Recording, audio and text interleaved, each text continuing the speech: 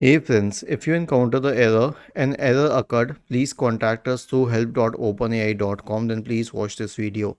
So first thing, do not contact them through help.openai.com. It's just a forum. They don't have any specific solutions to it and they don't have any phone number or email ID.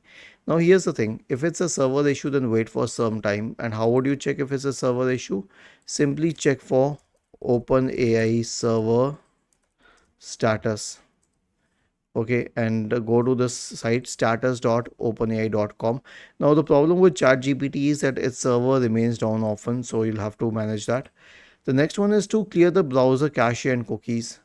Okay, click on these three dots at the top right corner, select history, click on the bin symbol here, make sure that all of these options are checked, click on clear now, then start a new chat. Okay, just start a new chat or log out and log in and then start a new chat. Okay, and then lastly check your internet connection speed. So go to fast.com and hit enter and check the speed of the internet connection. Is it good enough? If not, then you will have to troubleshoot it accordingly. Was this helpful?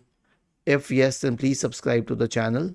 If not, then let us know in the comment section of the video on how we could help you further. Thank you for watching this video and have a nice day.